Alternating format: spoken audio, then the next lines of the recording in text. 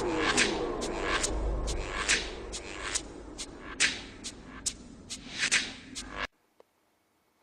again. What we're going to do today is show you the first and most important part of balance board riding. We're going to show you basic balance or finding centre. Now I call it finding centre because essentially what we try to do is to disturb your balance and regain equilibrium by a whole range of different neuromuscular processes that happen within the brain, central nervous system and active muscles and joints.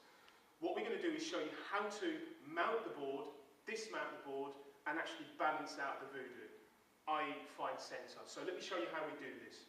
Okay, if you're new to the board, it's very important that when you use this attachment, whether it's shaped like this or has a decline on the end, that when you put it into the board, you run it along the groove, all the way to the end stop, which is very important. Once you've got it to the end stop, if you're using it at home on a mat, you've got to then check to make sure when you get the board up and it's in the central position, that you've got mat to work with. Otherwise, if it comes off onto the ground, you could be looking for a bit of a disaster.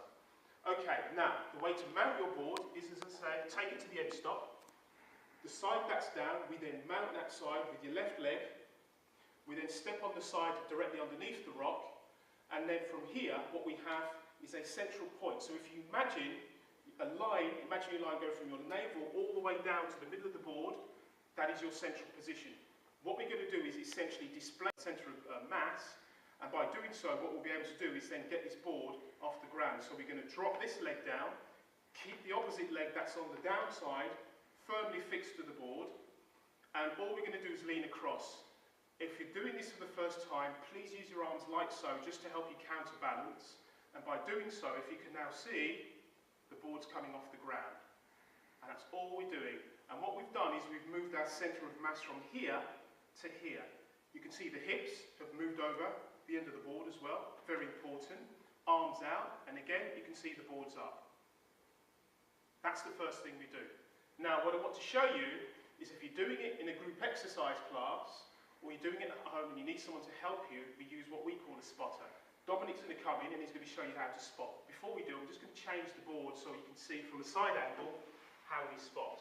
Okay, so I'm going to mount the board, and Dominic's going to come in close. He's going to squat down. His arms or hands are going to be near my waist or my hips, preferably the hips because there's more control of the board.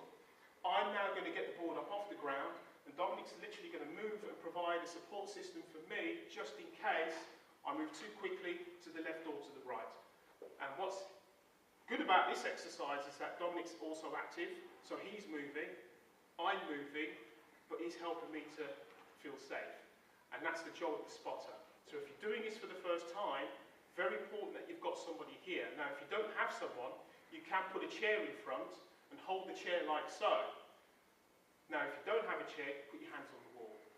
But either way, it's best to have a human being standing in front of you. Okay, so that's basic balance.